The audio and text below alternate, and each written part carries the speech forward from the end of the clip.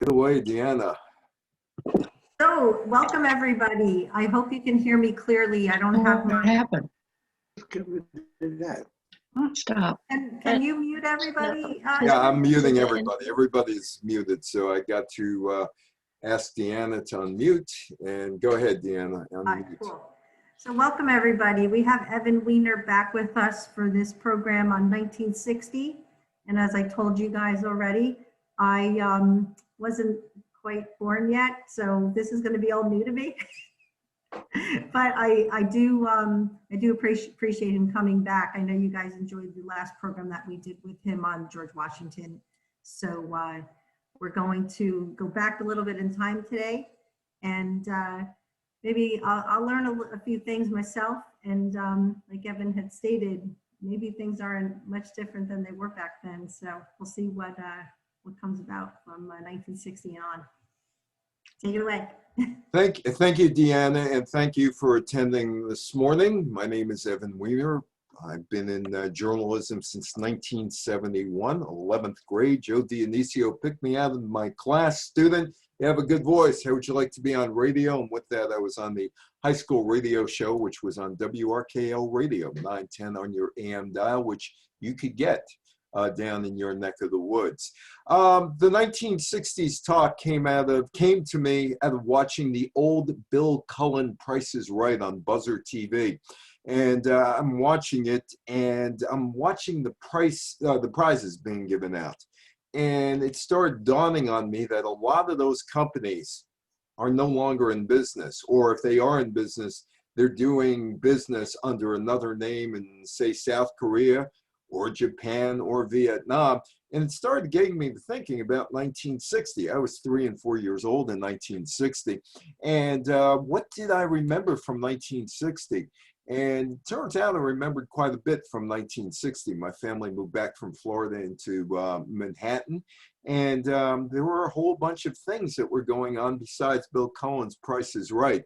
For instance, in Greensboro, North Carolina, there was a sit-in because African Americans could not eat at the Woolworth's counter in Greensboro, North Carolina.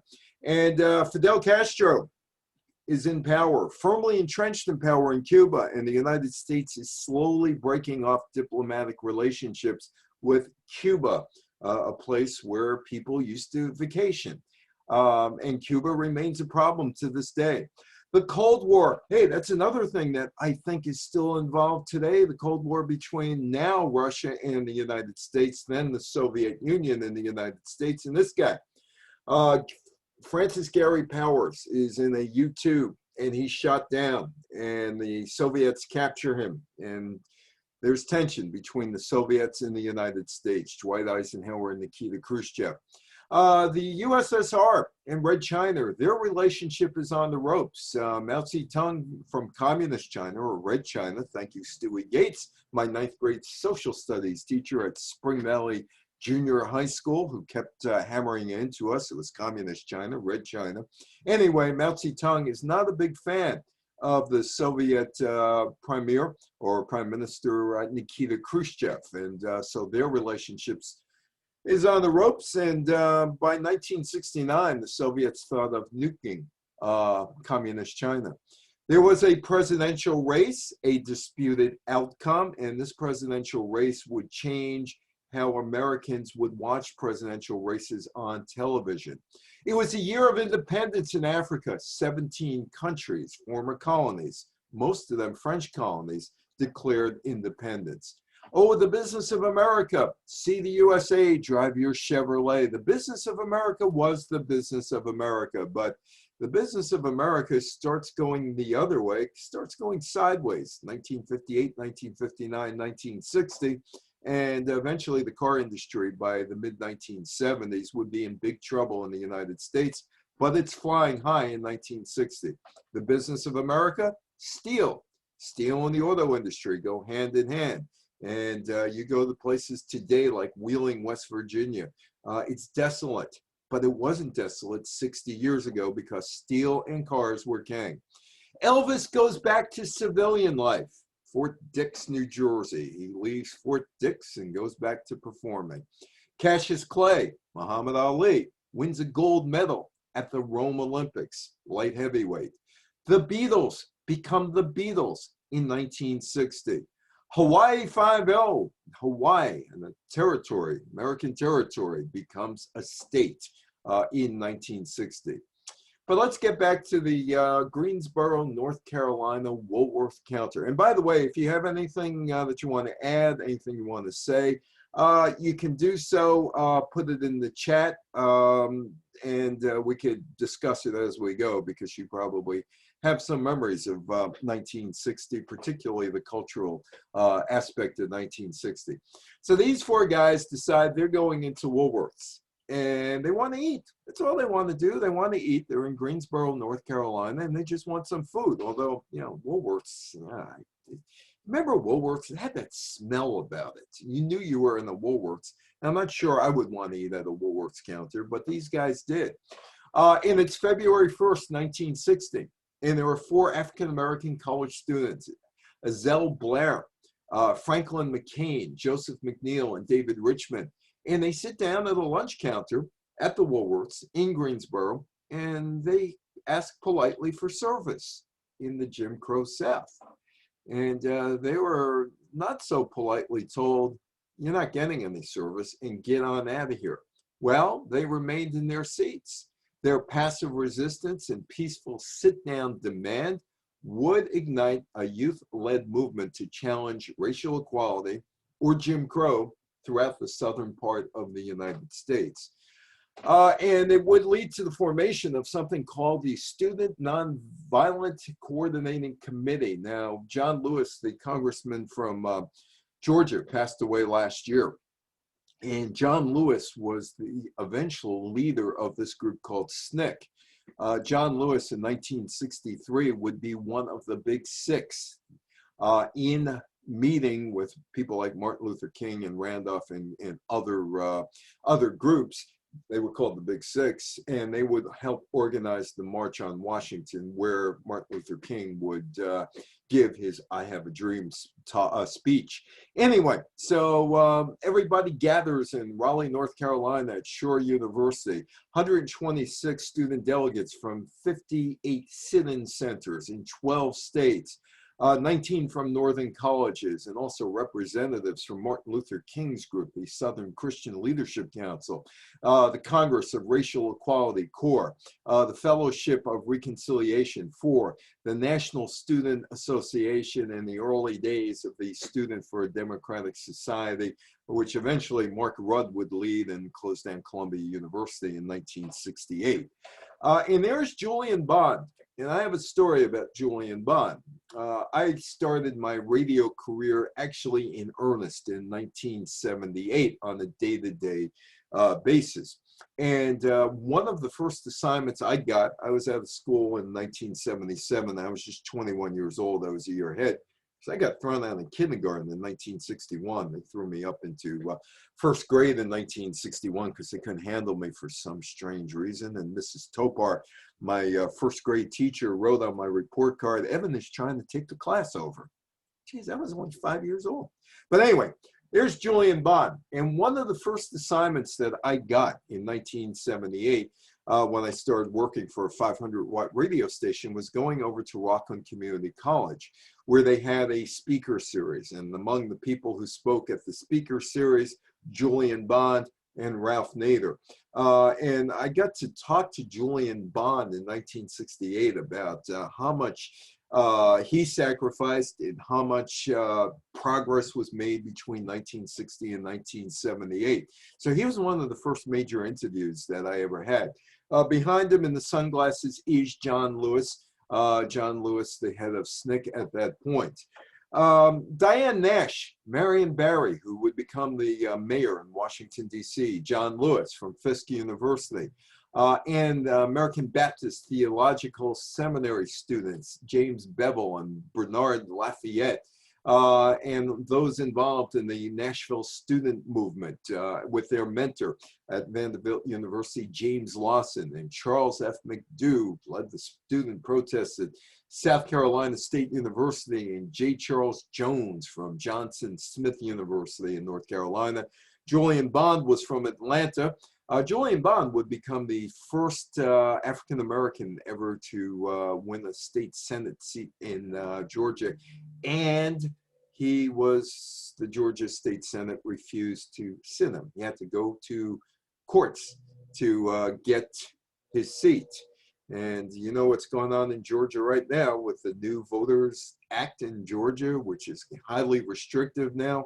You thought this was settled 60 years ago, but it wasn't. And Stokely Carmichael from Howard University, and some of you might remember that Stokely Carmichael was a punchline in the late 1960s on Rowan and Martin's Laugh-In. But he was there from Howard University in Washington, D.C. There was a Civil Rights Act of 1960 that was signed on May 6th.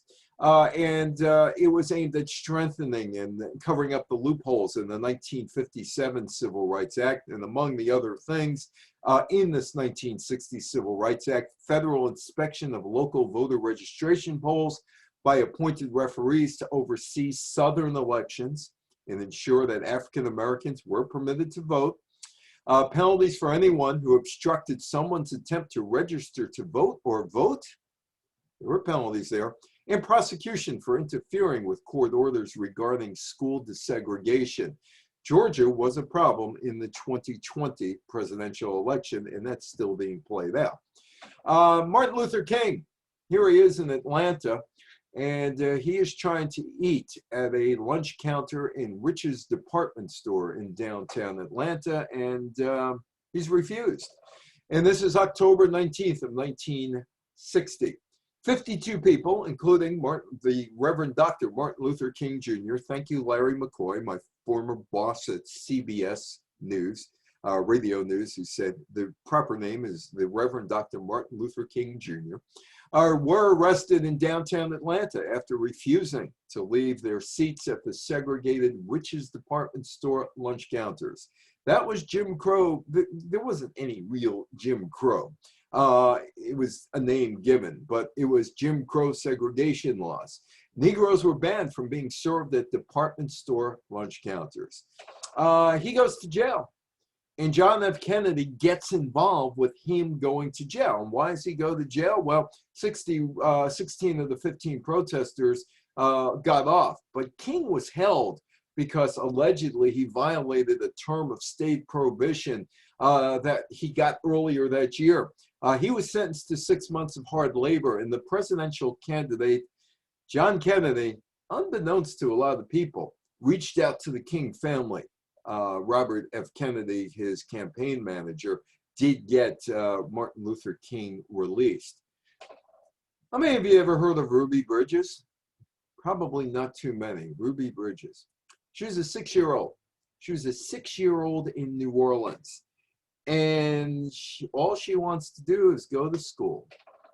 At the age of 6, she becomes a civil rights pioneer. November of 1960, she becomes the first African-American student to integrate an elementary school in the South, in New Orleans. She's 6 years old. Think of it. She walks past crowds screaming vicious slurs at her. She spends the first day of her school career, in the principal's office because there was all sorts of chaos created by angry white parents who pulled their children from school. Art and segregationists said, our kids are not coming back to the school because Ruby Bridges is there. She's 6 years old. Meanwhile, the family would suffer retributions. They stood up. Her father lost his job, Abon. Grocery stores would not sell to her mother, Lucille. Her sharecropping grandparents were evicted from the farm where they had lived for a quarter of a century. And this was normal in the South back in 1960. But Ruby Bridges did get some help here. Barbara Henry, a white Boston native, was the only teacher willing to accept Ruby. And it was just Barbara and Ruby all year, a class of one. Ruby ate lunch alone. She played with her teacher at recess, but she never missed a day of school that year. And she succeeded. Years later, 35 years later, she was reunited with Barbara Henry.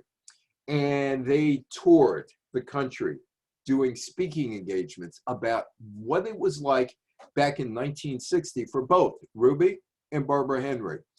Norman Rockwell, who was not allowed by the Saturday Evening Post to really comment on what was going on in America, finally free of the Saturday Evening Post. That's a picture he painted. That comes out in 1964.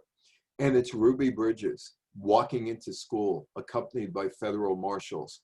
And you could see the name that she's given as she's walking past the wall, and you could see a tomato on the floor crushed that was thrown at her. She was 6 years old. Meanwhile, the House on Un-American Activities, Joe McCarthy has been gone for a while, but they're still looking for communists, and they're looking for communists anywhere and everywhere that they could find them. And this is San Francisco, and this is City Hall in San Francisco, and this is the main staircase that takes you from the bottom floor up to the second floor. And you might notice that there's kind of water and grease on the steps because protesters were trying to get down the steps, and they were slipping and sliding all over the place because the San Francisco police wanted to catch him. And if you're slipping and sliding down steps, besides possibly injuring yourself, which these people probably did, it was easy to catch somebody who fell at the bottom of the steps. The House on Un-American Activities, which among people in the 1950s got Hazel Scott, who was a pianist who was on the Dumont Network. She was outed as a communist in 1950, and she decided she was going to defend herself, but all her sponsors were gone, and Dumont knocked her off the air, and she fled the United States and spent 20 years in Europe pursuing her craft. So they're still hunting communists. 1960. The House on Un-American Activities held hearings in San Francisco to investigate alleged communist subversion. In 1959, UAC had subpoenaed San Francisco Bay Area journalists, college professors, 110 public school teachers, and they happened to leak all of their names to the local press, which happily printed it. Today it's called doxing in social media, but this is a practice that goes back a long, long time. The 1959 public hearing was canceled because in San Francisco there was a public outcry, but they came back in 1960. And they were greeted by hundreds of peaceful protesters, mostly college students, who formed a picket line around San Francisco City Hall. And they were greeted by water cannons trying to disperse them. This is San Francisco in 1960. On May 13th, there was a police riot squad that turned the fire hoses on protesters inside the building without warning. They were inspired by the lunch counter sit-ins. It started in February by the African-American college students of the civil rights movement. And they sat down and they sang, "We shall not be moved." Some were washed down the marble staircase, as you saw in the picture. Others were dragged by their feet, bumping their heads on every step. Meanwhile, the media said this was a riot. And well, who caused it? Oh, it was the protesters. It was definitely the protesters. But people in San Francisco didn't believe the San Francisco Examiner or the San Francisco Chronicle or what they saw on TV about how the locals started the protest. And they came out the next day, 5,000 people, and said, we're here. Do it to us. They didn't. The legacy out of this was SLATE, S-L-A-T-E, a University of California student, University of California at Berkeley, or as it's known locally, Berkeley. A student group along with civil rights groups and labor leaders organized the San Francisco protest. And this protest would spark students to demonstrate at Berkeley in the 1960s. Tom Hayden helped to organize the local Students for Democratic Society in 1962, and he did that conferring with SLATE. Tom Hayden was one of the Chicago Seven later on. Mary Jane Fonda as well later on in life. Meanwhile, Havana and Cuba used to be a playground for American tourists. It was run by a guy by the name of Batista, who was a dictator. And it was also kind of run by the mafia. The mafia ran a lot of the entertainment in Cuba, and Fidel Castro is determined to clean both of them out of Cuba. In 1959, Castro establishes a socialist state after he and a group of guerrilla fighters successfully revolted against Batista. Batista was the guy that Dwight Eisenhower trusted in Havana because he had an anti-communist stance. But he flees the country. He had been in charge of the country for 7 years. Meanwhile, Castro gradually strengthens relationships with Nikita Khrushchev and the Soviet Union. Cuba is a major problem, a major, major problem by 1960. Check out that cool old phone there, the rotary phone. You don't see any of those anymore. But anyway, Dwight Eisenhower has a problem 90 miles away from American shores in Florida. In 1960, Castro nationalizes all foreign assets in Cuba, hikes taxes on U.S. imports, establishes trade deals with the Soviet Union. Eisenhower retaliates by slashing the import quota for Cuban sugar, freezing Cuban assets in the United States, and imposing a near full trade embargo, cutting off diplomatic ties with the Castro government. And that still continues 6 decades later into the 7th decade. Some of you, if you ever watched Channel 47 WNJU over in Newark in the 1980s, 1990s, might have remembered a Spanish sportscaster by the name of Jose Valdiviso. Happened to be a friend of mine. And Jose and I talked about Cuba a lot. He was born in Cuba. He was a baseball player signed out of Cuba by the Washington Senators or the Washington Nats by a guy by the name of Cambria. And he played with Washington and the Minnesota Twins. And then after his career became a sportscaster here in the New York area, Channel 47, the Spanish sportscaster. And Jose and I got to know each other a lot because I was covering baseball in those days. And we got to talking about Castro and Cuba. And Jose never got back to Cuba. You know, all his land, all his family land was seized and his parents couldn't get out of there. And he hated Castro. He absolutely hated Castro, and probably with good reason. But I talked to him. I said, you know, there's all this speculation out there about Castro, and had he gone to become a baseball player, what would have happened with Cuba? He wouldn't have been in Cuba. He might have been playing baseball and all. And he said, no. He said virtually every kid who had a glove in Cuba got a tryout from this guy, Joe Cambria, who is the Washington Senator scout. And there were some other scouts down there because Tony Perez ended up with the Cincinnati Reds, and there were others who ended up outside of the Washington/Minnesota Twins because Washington would move to Minnesota for the 1961 season. And I said to Jose, I said, so could he pitch? And he said, no, he was terrible. He couldn't pitch. And that whole thing about, well, he got a tryout. Well, everybody else got a tryout. He was just awful. He had no baseball talent. So he went into law and became a lawyer and all that other stuff, and then took over Cuba. But to set the record straight, Fidel Castro had no baseball ability and would never have made a minor league baseball team. So those who say, well, what if? There was no what if. He never signed because he had no talent. Castro on July 8th ended the American ownership of the Havana Sugar Kings International Baseball League team, top team of the Cincinnati Reds in the minor leagues. That team would move and spend the rest of the 1960 season playing in Jersey City. And the 1961 team in Jersey City. They were called the Jersey City Jays, and they moved to Jacksonville, Florida after the 1961 season. After Castro's decision to sign a trade treaty with Nikita Khrushchev and the Soviet Union, the Eisenhower administration began financing and training a group of Cuban exiles, the CIA did, to overthrow the Cuban leader. Eisenhower never pulled the trigger on that. JFK would in 1961.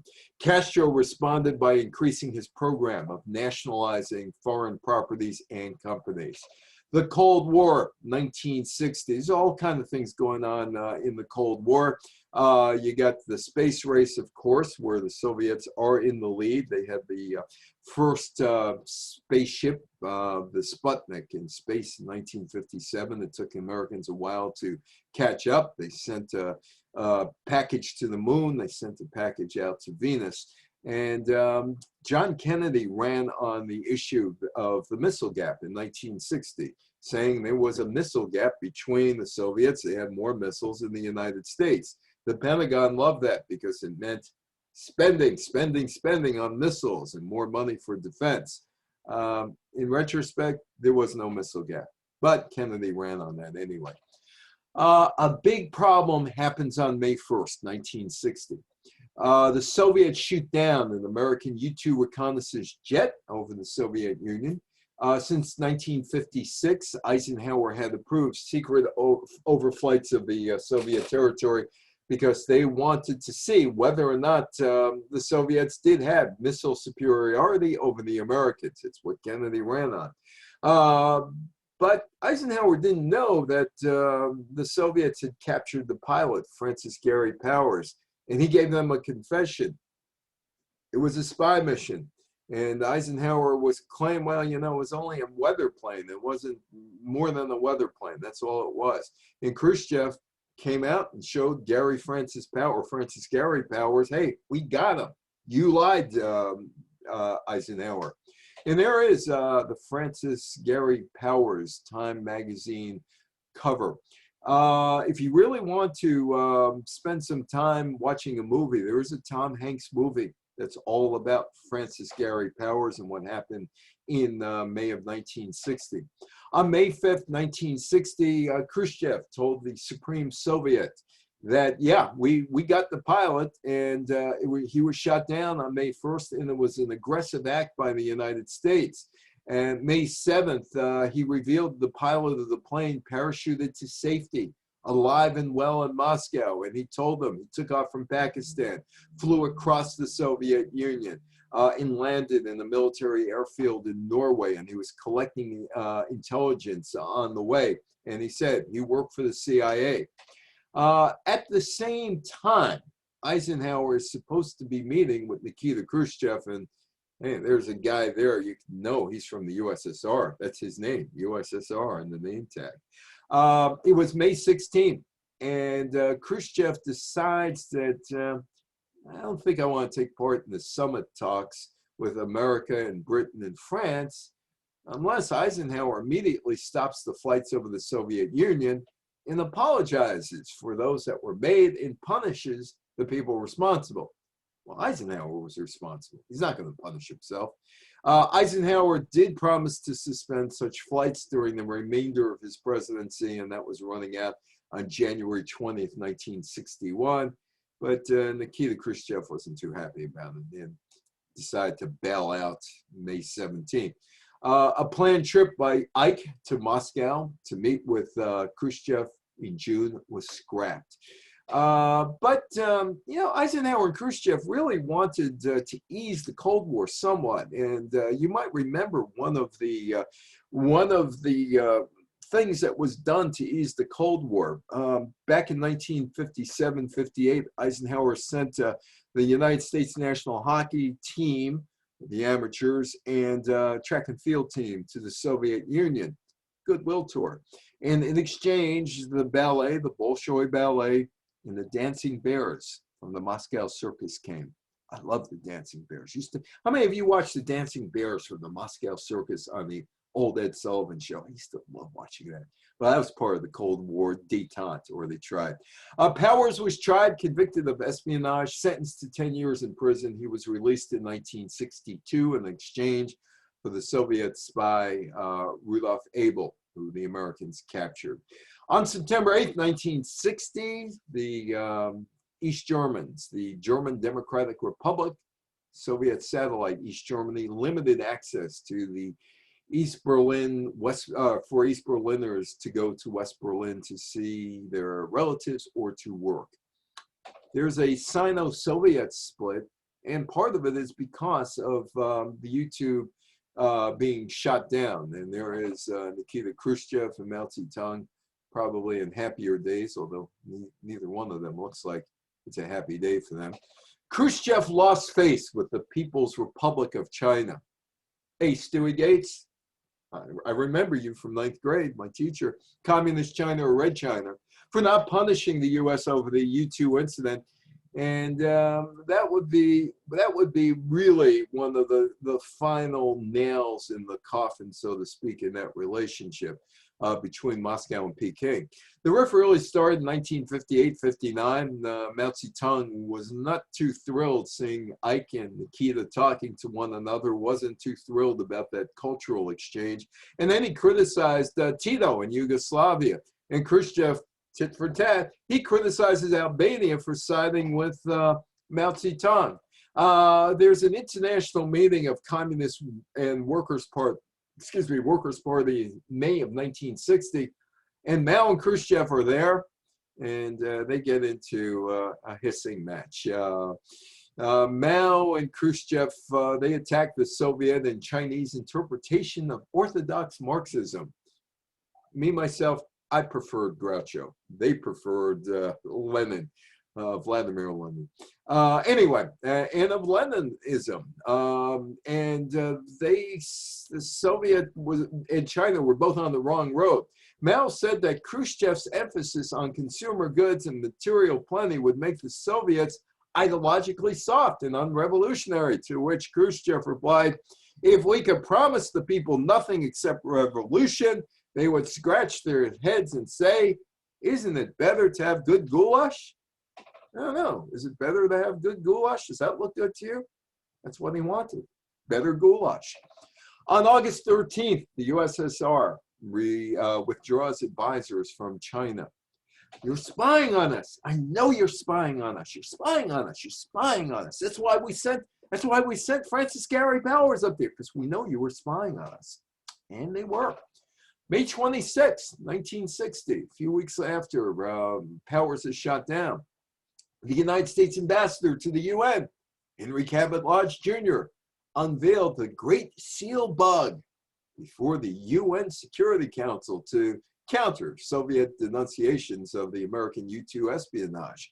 See, the Soviets after World War II in 1946 presented a replica of the Great Seal of the United States to the Soviet ambassador, Averell Harriman. And the gift hung in the U.S. Embassy for many, many years until George F. Kennan's ambassadorship, because the U.S. decided to take a look at what was inside the Great Seal, and they found a listening device inside the Great Seal. The unveiling of the Great Seal before the Security Council in 1960. We have proof. We have proof. They spied on us. So that's why we did that to them. It's like Mad Magazine, spy versus spy. Mad Magazine no longer prints. It was great. And it undercuts a Soviet resolution before the Security Council, which denounced the United States for its U-2 espionage missions. But it's all about his shoes. It's all about his shoes. It's all about the shoes. For the record, Nikita Khrushchev never banged a desk at the United Nations during a Security Council meeting or a General Assembly with his shoe. He never did it. It's become a great urban myth. But the shoe incident lives on for people who remember 1960. He's at the United Nations over on the east side of Manhattan, and something did happen. Khrushchev pounded his fist on the table and, according to some reports, removed his shoe and threatened to pound the table with it because he heard something that he didn't like about Soviet policy in Eastern Europe. Nobody ever saw him pound the desk with his shoe. The General Assembly President, Frederick Boland of Iceland, broke his gavel, called the meeting to order, and you have this image of this hot-headed buffoon banging the desk with his shoe and all that, except nobody ever saw it. However, his granddaughter, Nina, said that he did remove his shoe because he was wearing new tight shoes, only the best Soviet Union shoes. They were probably gray because everything was gray. Neoclassic Soviet architecture in the 1950s, all gray. Somebody once told me it was the only paint they could afford. Anyway, so he's wearing this new tight shoes, and he starts pounding on the table, and his watch falls off, and he's picking up his watch, and he noticed his shoes, and he used them. Now, John Langford of Life magazine was in the General Assembly that day, and he was he was a reporter, and he said that, nah, he didn't bang his shoe on the desk, but I think he certainly meant to do so. Hey, how many of you did this?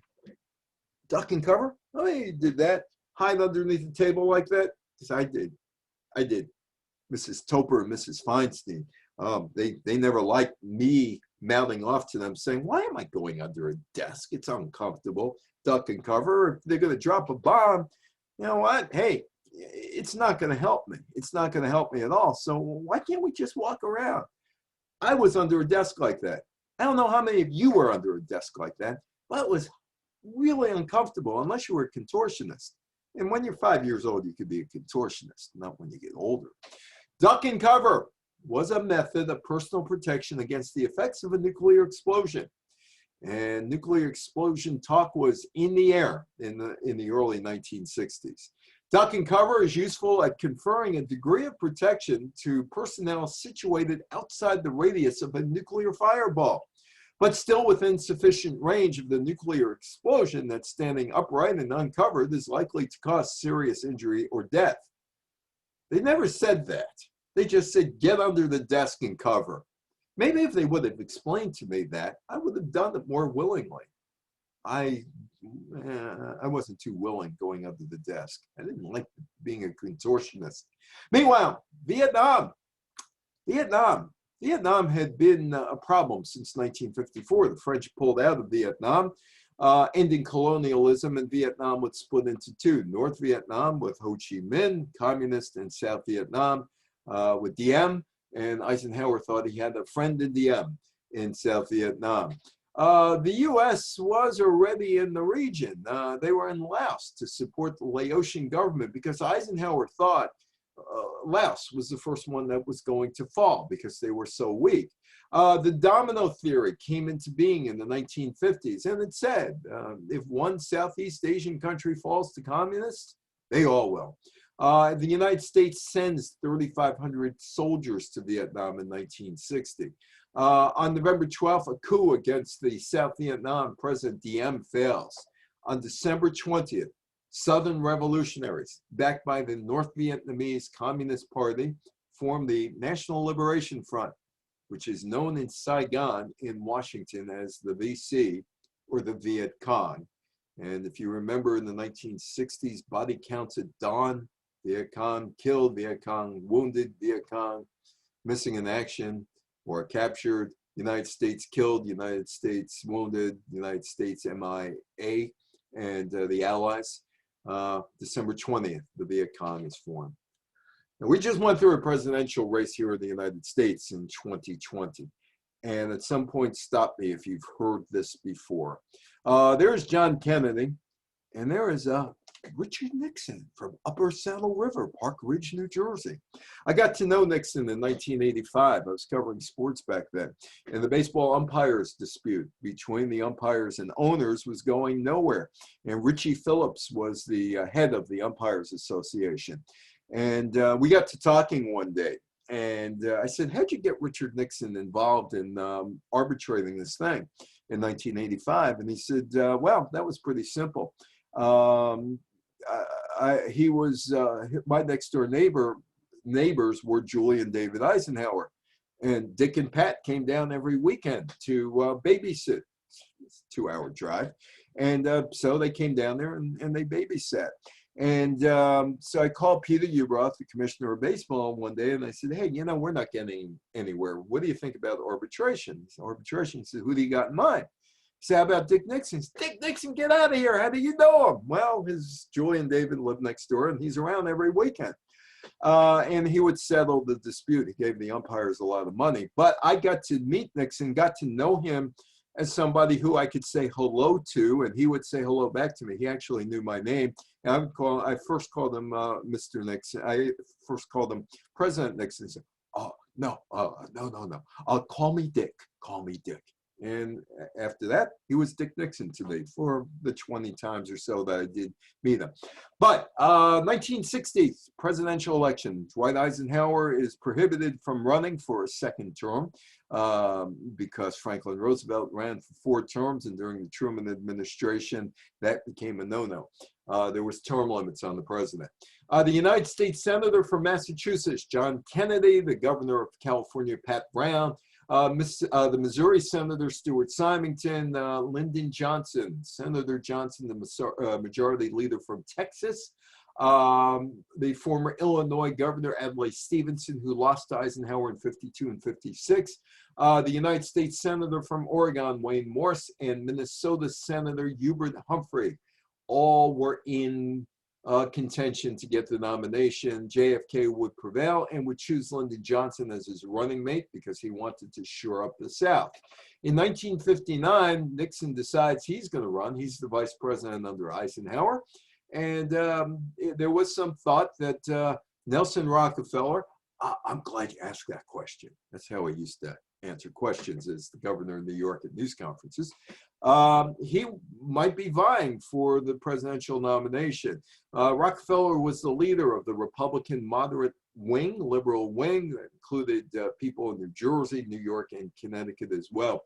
However, Rockefeller said he would not be a candidate for president. He went on tour in 1959 and he saw Nixon was the one among Republicans. So Nixon goes through pretty much skates free through to the convention. The issues, the Cold War and communism, the civil rights movement, space and closing the missile gap between the US and the USSR. There was also a recession that started in 1958. There was also one other issue here. Kennedy was a Catholic. Nixon was a Quaker. Kennedy was a Catholic. And there were questions raised about Kennedy's ability to place national interest above those of the Pope. And I gave this talk in Chicago earlier this week on Monday. And there was one woman who said she remembers her first vote was in 1960 for Kennedy, or in Kennedy-Nixon. And she said that she couldn't believe what she was hearing in Illinois about how Kennedy wouldn't answer to the American people, but would answer to the Pope. And Kennedy had to straighten that out because it did become a campaign issue. Also, age and experience. Both men were born in the 20th century. Both in 20. Eisenhower was born in 1890. Now, Truman was a guy from the 19th century, as was Roosevelt. Nixon was the vice president since 1953. Both Kennedy and Nixon were congressmen in 1947. Kennedy became the senator. Nixon became the vice president. Nixon had a lot of experience, but he was rather young, about 46, 47. And John Kennedy was 42. And this is where presidential politics changes forever. Is he presidential? Does he look presidential? This is the first debate at the studios at WBBM in Chicago in September of 1960. There were 4 debates, but this one is the most memorable one because if you look at John Kennedy, his suit matches the backdrop on black and white TV because most Americans have black and white TV and very few shows were in color. His hair, every hair is in place. He's quick with a joke. And there is Nixon. He looks like he's just got off the IRT on July 23rd in an unair-conditioned car, packed in like a sardine at rush hour. It's 94 degrees outside, which means it's about 120 in the car. There's no air conditioning, and he's got a bad left knee. He hurt his knee on the campaign trail. He's got a 5 o'clock shadow, and he is sweating profusely. Is he presidential looking? Well, Kennedy is. Nixon, not so much. I went to Ramapo College, and I had a teacher by the name of Jim McCarthy, and he knew I was going into the business. Everybody else was taking communications as sort of a lark to learn about TV or radio or whatever, but nobody was serious. I was. So he arranged with the Mahwah Library for me to get a copy to see at the library of the Nixon-Kennedy debate. Took a while for them to get it, but I finally got in there. And I spent about 6 hours there. 2 hours watching it on TV, 2 hours listening to it. And it is a tale of 2 debates. If you watched it on TV, Kennedy comes out the winner. He looks presidential. He looks good. On radio, you have to pay attention. And Nixon sounds more impressive than Kennedy if you listen on radio. But this changes TV because TV would become the medium. that would become the preferred medium of all politicians eventually. Kennedy would arrive to that debate on September 26th from Florida. He was well tanned. Well, at least we thought he was well tanned. As it comes out, he had Addison's disease, and that made him darker. Well rested. Well, we don't know if he was well rested. Nixon was recovering from a knee injury. In fact, campaigning was suspended for 2 days while Nixon was in the hospital because he got the knee injury in North Carolina. JFK was very comfortable before the camera, and why not? His father ran and owned a Hollywood movie studio. And he was a kid when Joe ran the movie studio. Nixon was nervous, sweated profusely under the hot lights. He had a 5 o'clock shadow. JFK's suit matched the backdrop of the WBBM Chicago CBS studios. Image is everything. Image was everything. The radio listeners thought Nixon won the debate. The television audience, which was a lot larger, thought Kennedy won the debate by a large margin. And over the years, I've asked this question of people of a certain age who voted in 1960. I said, did that influence you? And one woman said, he looked so handsome, I had to vote for him for president. And she wasn't the only one. Looks become important. Nixon would look better in the next 3 debates. That first Kennedy-Nixon debate changed politics. Television would become a great political force because of the visuals. As far as the presidential race, JFK would win, but there was a plan to overthrow John F. Kennedy's win. And it all happened in Illinois. Nixon would concede, but there was a group of politicians that were not happy and decided to contest the race. The group was made up of mostly white conservative electors from the South who opposed JFK's liberal policies. He got Martin Luther King out of jail. And his support for the civil rights movement for Black Americans. The Electoral College in the 1960 election. Stop me if you just heard this a couple months ago. The Republicans claim there was voter fraud in 11 states. They filed suit in 2 of them, Texas and Illinois. Kennedy won by 9,000 votes in Illinois. The lawsuit in Illinois charged that the Democratic stronghold, Mayor Richard Daley of Chicago, of Cook County had dug up Kennedy voters from the cemeteries of the South of Chicago. In South Illinois, Nixon had a similar scheme working. So that's maybe part of why he did not contest it. The judges threw out both suits. Nixon didn't take part in any of the vote challenges and told a reporter, oh, our country cannot afford the agony of a constitutional crisis. Then, okay, let's topple JFK if possible. Nixon concedes, let's see if we can get rid of him. Let's topple him. Electors from Alabama and Mississippi would not cast their votes, faithless electors, Electoral College, for Kennedy, who had won both states in the Electoral College. Mississippi's 8 electors and 6 of Alabama's 11 electors were unpledged. They lobbied counterparts in other states to aid and abet the scheme. They wanted them to throw their votes to somebody else, even though they were pretty much required to go with what people in the state voted for. Plan A, well, the electors from 11 southern states would get together and use their clout to persuade Kennedy to stop the U.S. in aiding communist countries. Remember, in 1960, there were a lot of new countries that were on the map that could have gone either way. Or, and more importantly, support state rights. Well, state rights was a code for resisting racial integration in the South.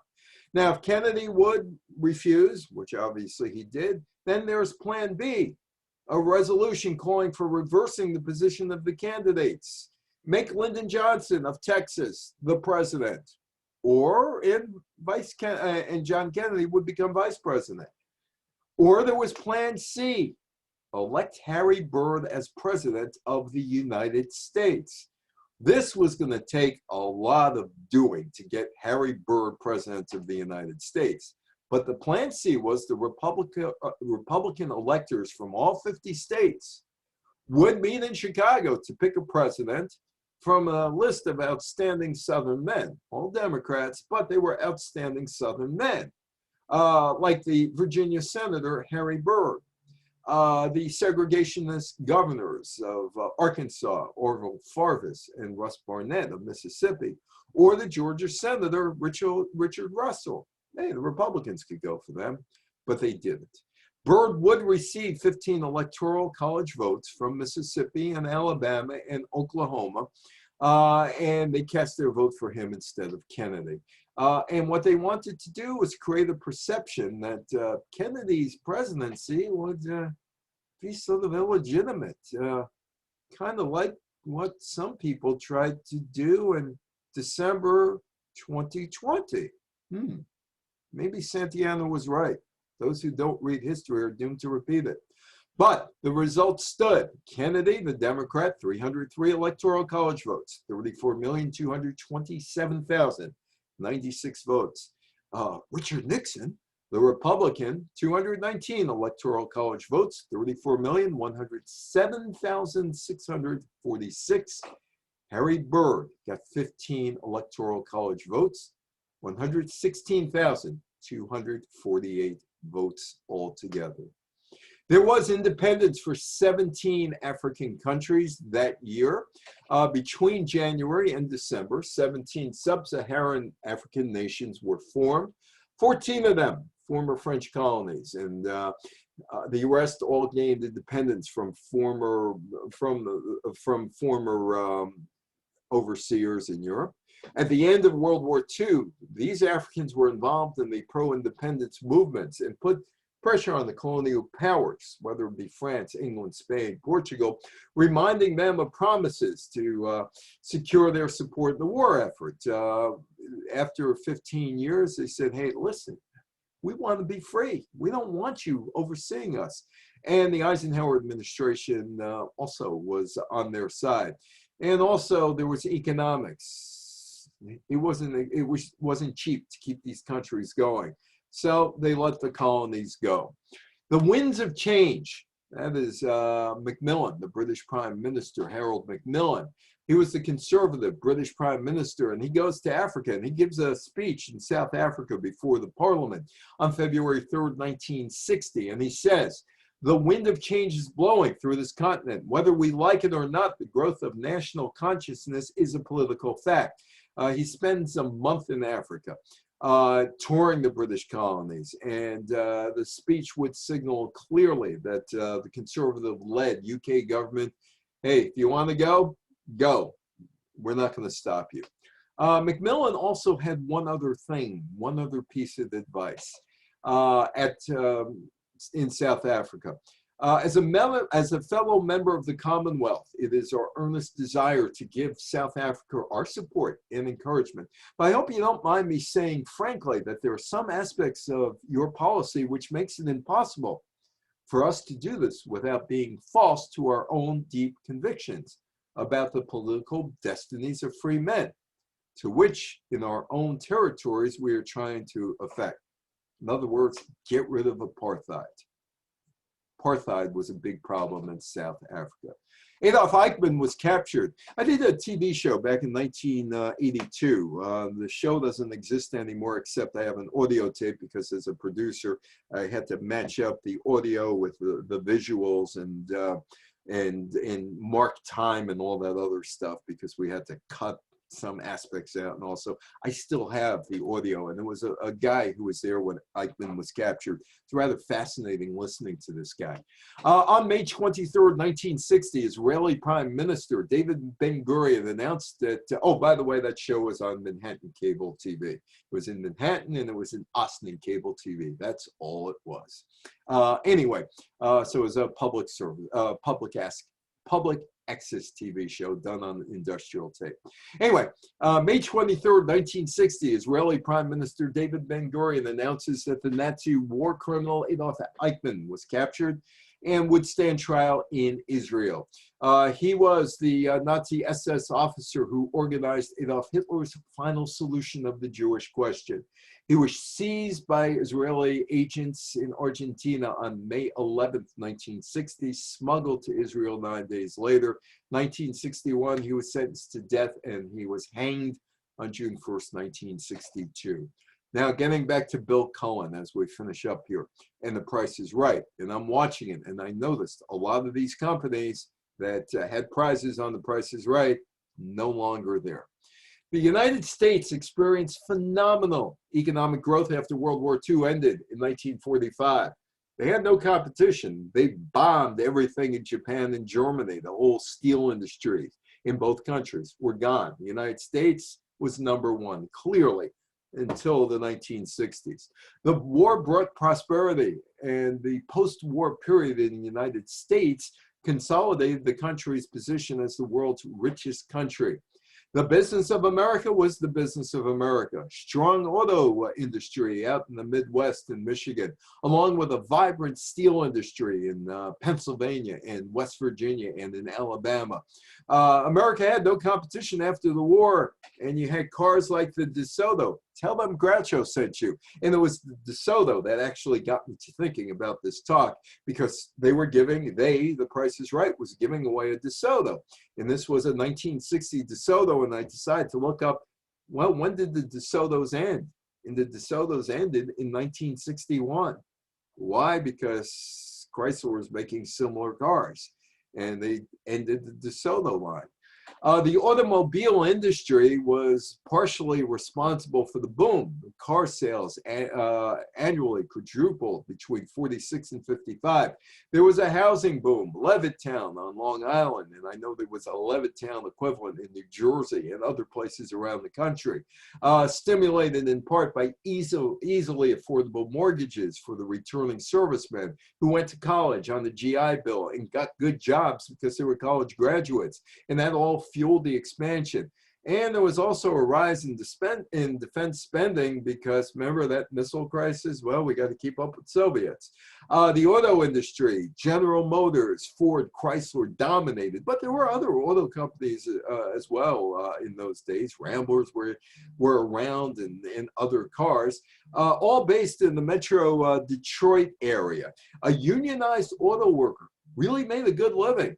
And the steel industry, Bethlehem Steel was in Easton, Pennsylvania, and you had U.S. Steel in Pittsburgh, and you had other companies in Wheeling, West Virginia. I was in Wheeling, West Virginia 3 years ago, and that town is a ghost town. It's just got empty shells of buildings, but what the buildings remain showed you there was once a lot of money in Wheeling, West Virginia because of the steel industry. The steel industry prospered during and after World War II. The steel industries in Germany and Japan were devastated by the Allied bombardment. Between 1948 and 58, the steel mills in the United States had 700,000 workers. Steel mills were producing steel at a furious pace because they needed to for the cars that were being built at a furious pace. Half the world's steel came from the United States in the 1940s, late 1940s. 40% of the world's steel throughout the 1950s. But something happened on the way to prosperity. Oh, Americans were on the move. Hey, go buy your home. I don't know. I guess that's not a Cape Cod house, but it's an exhibit home or a model home. And you see all these people taking a look at the model home. Let's move to suburbia. Fewer workers produced goods or provided services, more provided services. By 1956, there was a majority that had white-collar jobs, working as corporate managers, teachers, salespeople, office workers. Some firms gave workers a guaranteed annual wage, long-term employment contracts, and other benefits. Meanwhile, there were problems underlying all of this. Farmers were facing tough times. Gains in productivity led to agriculture consolidations. Farms became big businesses, and still to this day, big businesses. Family farms found it difficult to compete, and more farmers left the land. In the Rust Belt, General Motors, U.S. Steel dominated the industry. They were among the biggest, most profitable businesses in the world.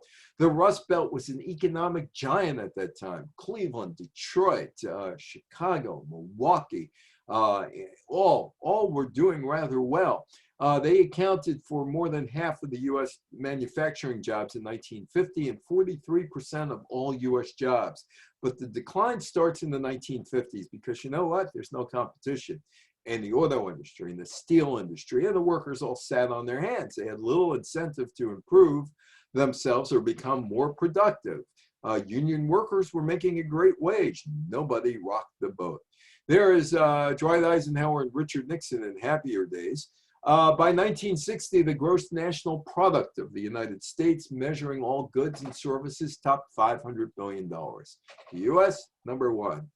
But there was a recession that started around 1958 and wasn't going away in 1960.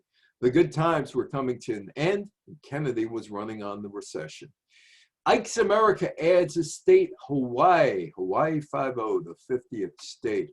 Elvis came back, Fort Dix. Then he would go on to the Frank Sinatra show on ABC. On March 5th, 1960, Sergeant Elvis Presley was honorably discharged from a 2-year stint in the U.S. Army. He remained on the reserve list, but wasn't called up again. He was drafted in 1958. He goes back to performing, but was never the same. It wasn't the same swivel hips. He's on the Frank Sinatra show on ABC on May 12th. The Silver Beatles become the Beatles. John, George, Pete Best, Paul, and Stu Sutcliffe start a residency in Hamburg, Germany. The Silver Beatles was one of the early band names before the Beatles. John Lennon wanted a name that sounded English. He wanted the Crickets, but Paul McCartney said, that's been taken. Buddy Holly and the Crickets. It was Stuart Sutcliffe who suggested call ourselves the Beatles, Beatles. On August 18th, the Beatles, as the Beatles, gave their first performance at the Indra Club in Hamburg. John liked the name, but he changed the spelling to Beatles, Beatals, and then to the Beatles. It had the word beat in it. The Silver Beatles was the name for most of that Hamburg residency, and that was changed to the Beatles. Hey, Cassius Clay at the 1960 Olympics. Muhammad Ali defeats the Polish boxer, Zbigniew Piłsudski, to win the gold medal in the light heavyweight division. 1960 Rome Olympics, September 5th. Two of the biggest icons of the 1960s are on their way to stardom. The Beatles in August 1960, Cassius Clay, September of 1960. At one point, Clay, he didn't think about going to Europe. He hated to fly. He had to be convinced to going from his hometown in Louisville to San Francisco for the U.S. trials. He hated flying and said, you know what, I'm not going to Europe. I can't go on this plane. Eventually, he's talked into it. But he purchases a parachute. He puts a parachute, gets it on, he straps it onto his back. I don't know where he's evacuating if the plane's going down over the Atlantic Ocean, but he went there with a parachute on his back. By 1985, he couldn't speak anymore. By 1985, the Parkinson's and getting hit in the head 60,000 times basically rendered him speechless. But that's me and Ali in 1985. Oh, the first Playboy Club opened in Chicago. Eventually, there would be a Playboy Club in Great Gorge. And I know, I was there. We at WGRC Radio play the softball game for money against the Playboy Bunnies. Hey, Joe Calabro, if you're listening, I haven't seen those pictures. I want some of those pictures 41 years later that you took.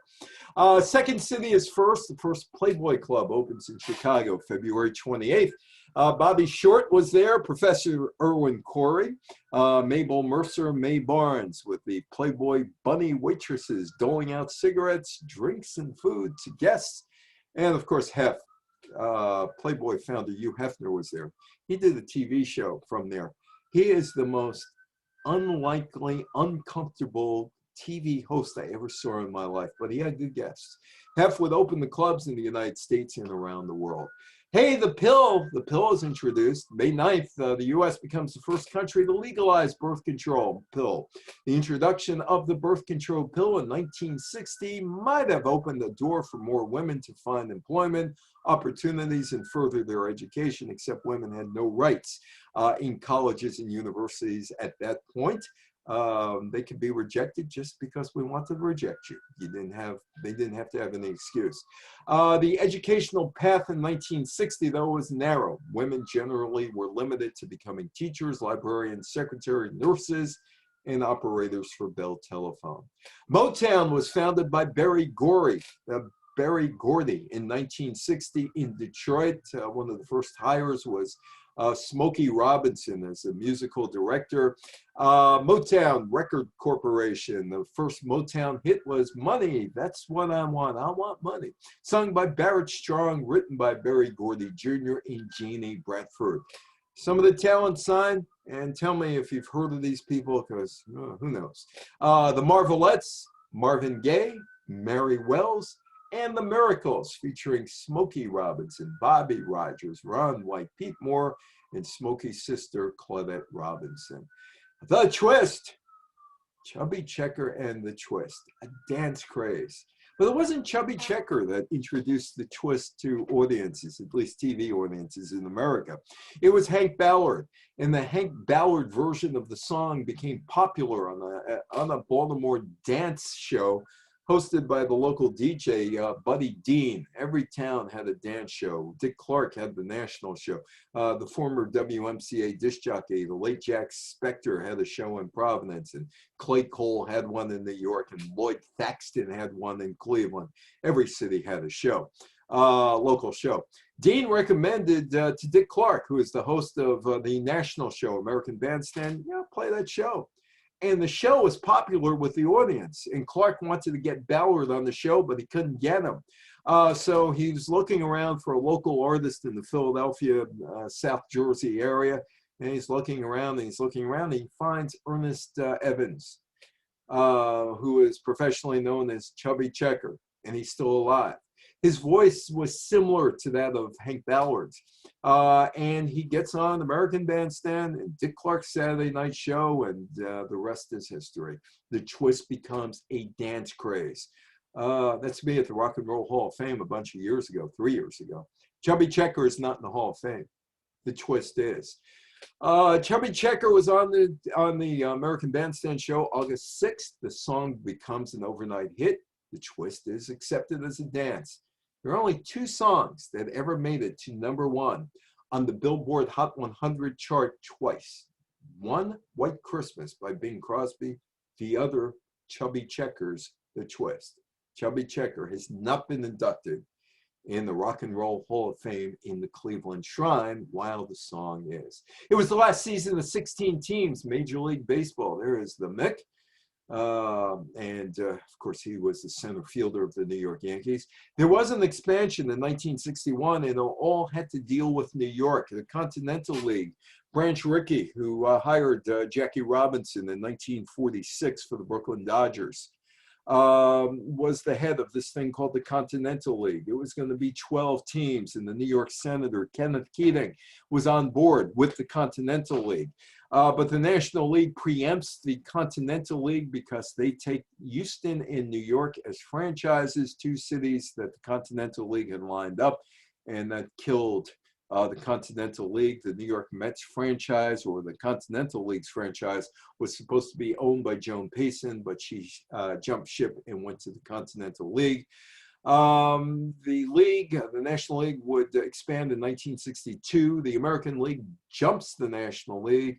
Washington, Calvin Griffith's Washington team moves to Minnesota. So in 1961, they fill the gap, putting a team in Washington and an expansion team in Los Angeles. Football is jolted. That's Pete Rozelle, commissioner of the NFL, and that's me behind him in 1986, Fortune magazine picture. I was covering the USFL NFL trial, and somebody must have said something funny because we're all smiling. Lamar Hunt forms the American Football League. Pete Rozelle is named the commissioner of the National Football League, and the league is no longer a mom and pop store operation.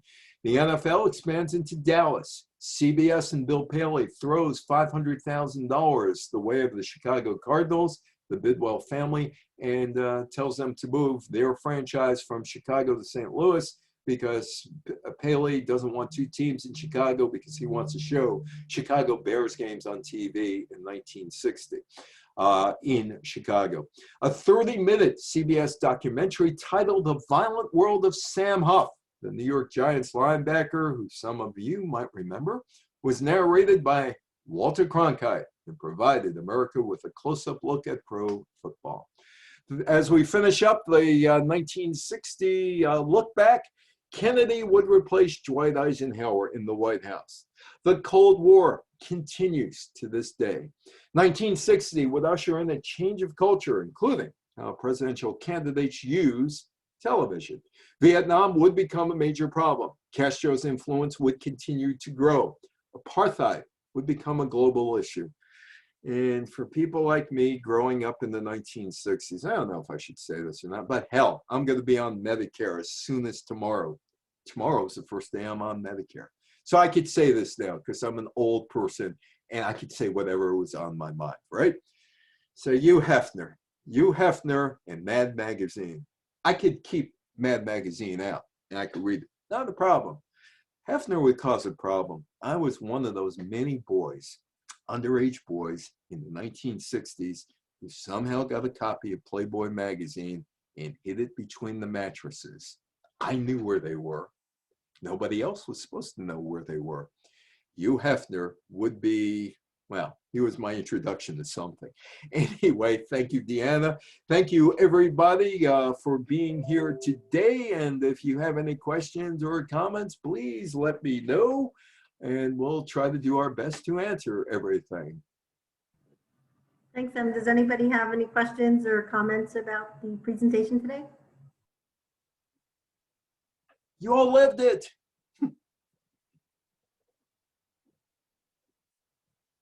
I see smiles, I see applause, but I don't hear anybody. You guys can unmute yourselves. We can't do that from our side.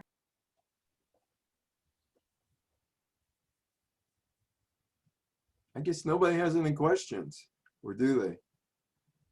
You have a question, comment, go ahead. No questions. I did such a good job that nobody has any questions. You have a question or a comment? Well, if we have no questions and no comments, I hope I did a good job. Hope I brought you back to a time that we thought was gone, but seems like it's not quite gone. We had a rerun of 1960 with the Electoral College. Go ahead. You had something to say? Julie, you were talking. Go ahead. I was just going to say it was terrific. So thank you very much. Thank you. Thank you. And we have the problem in Georgia now with voting. And we had the problem in Georgia back then with their senator at the time, who was a fine Southern gentleman. So do things change, yes or no? So, well, that's it. That's it.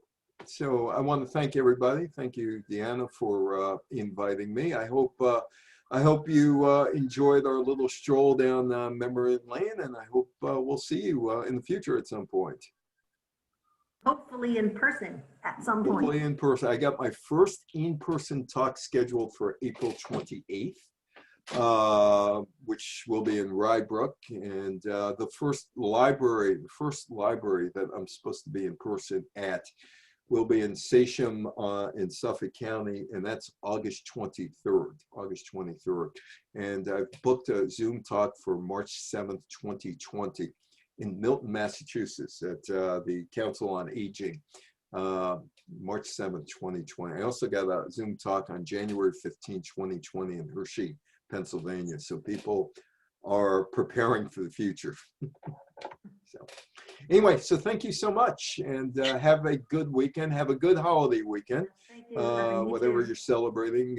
It's supposed to be nice this weekend, and on Sunday it's supposed to be real nice, and I have a talk at 2 o'clock, of course. So my wife my son and my daughter-in-law and my granddaughter are going to the Bronx Botanical Gardens, and I got to do a talk. So anyway, so thank you so much for inviting me, and hopefully we'll be able to do something